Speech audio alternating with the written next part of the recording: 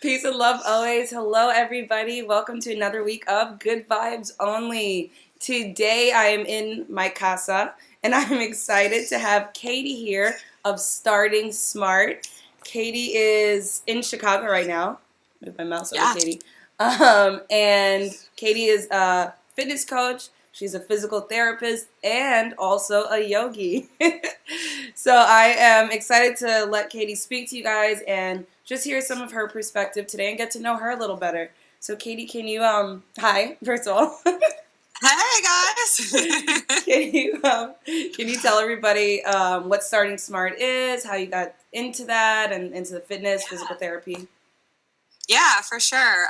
So I started my health coaching, wellness whole business of Starting Smart.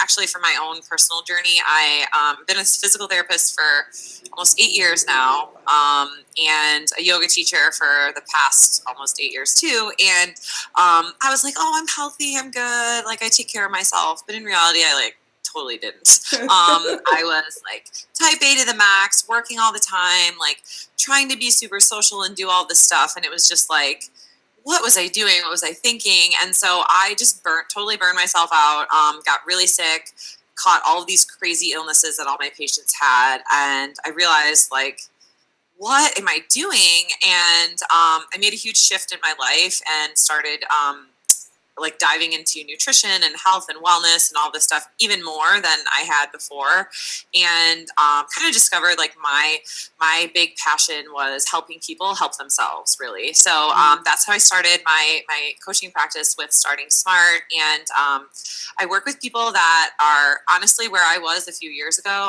people that just like give and give and give to everybody else and don't really take care of themselves. And I really teach people how to, what I like to say is put yourself first and do things for yourself. And because I feel like when you do that and you love yourself more, you're able to give more to other people. And it's all about connecting with everybody and, giving back to others. And you can only do that if you take care of yourself. So it was through my own pains and struggles, which was, not the best way to do it, but that's how it worked out for me.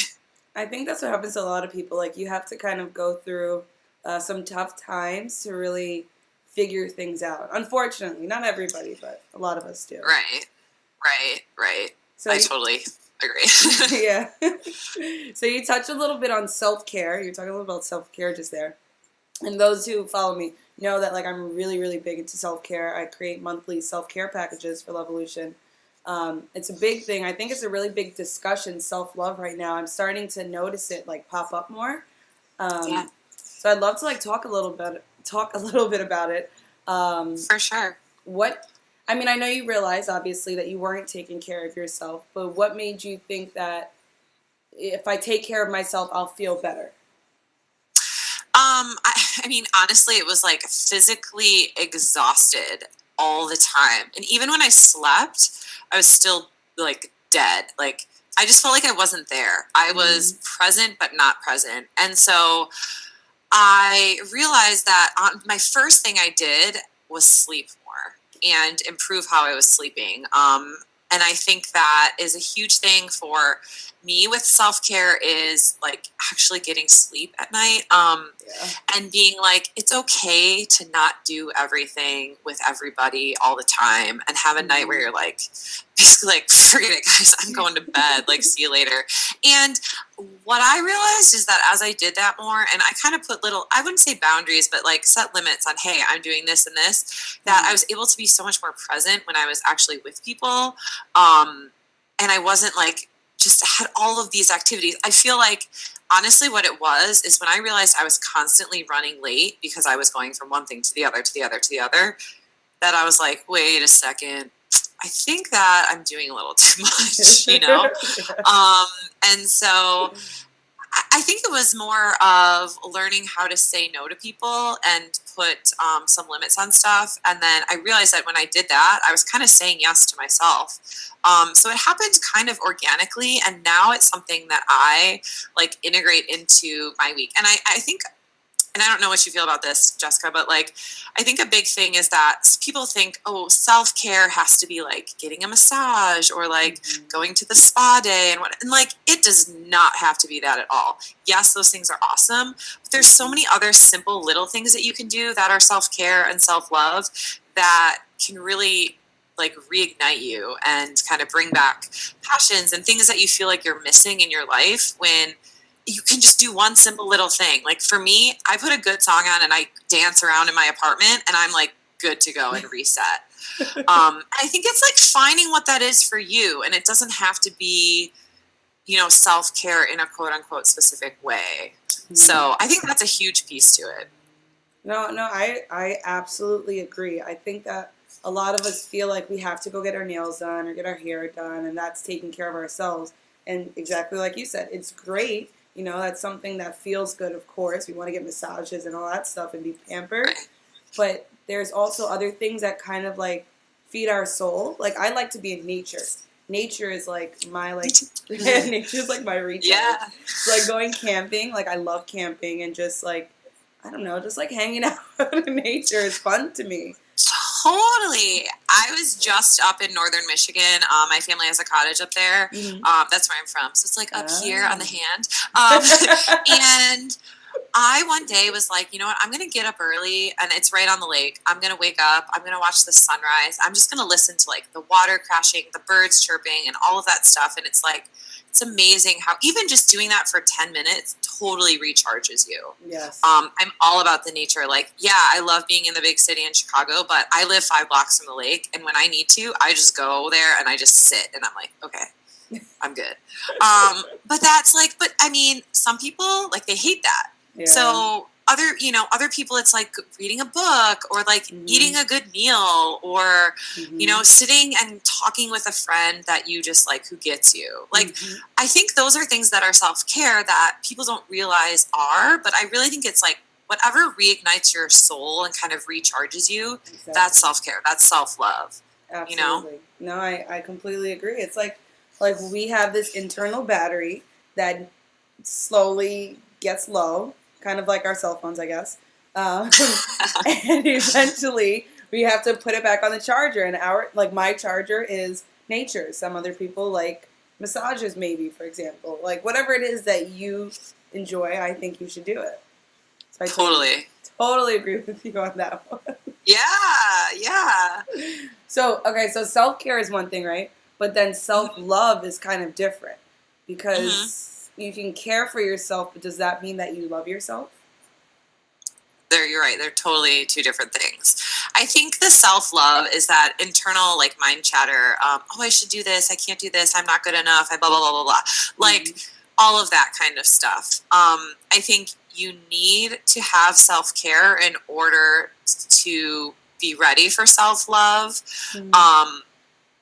But you can do as much self-care as you want and it's still not going to make you love yourself, you know? So I think that self-love is more of a mindset piece and getting yourself in the right frame of mind, knowing that I don't know how you feel about this, but I know for me, I call myself a struggling perfectionist or a recovering perfectionist, not struggling, recovering. So there's always going to be something that we can find wrong about ourselves. And we can either get stuck in the cycle of like, I'm not good enough, I can do this better, and constantly tearing ourselves down. Or we can say, you know what, I'm not perfect where I'm at right now, but I'm pretty good, and I know that there are things that I can improve upon, but it's not like you don't want to change who you are as a person.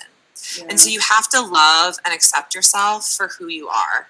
You can change different things, how you are like physically or how you show up in certain situations, but who you are as a soul and as a being, that's you. So you have to love that and you have to accept that person. And it's not an easy thing.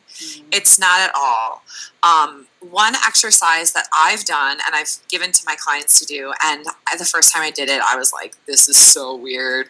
But is looking yourself like in the mirror, looking at yourself and saying, I love you. and saying that over and over again until you actually mean it. So I remember doing it first and I was like, this is awkward, Yeah. and laughing about it. And then you get to a point where you're like, yeah, I'm awesome. I feel good. And I know sometimes people think like mantras and affirmations, it's like, yeah, you can say it, but do you actually believe it?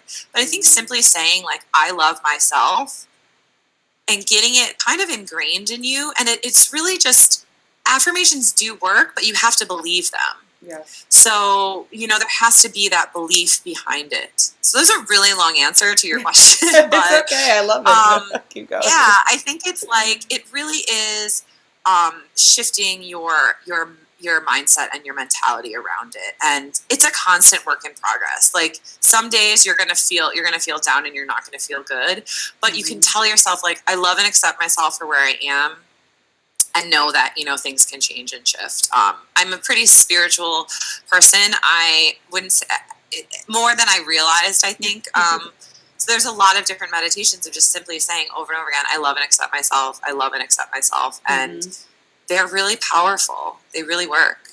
Yeah, no, I'm very spiritual. I had like a huge spiritual awakening in 2009.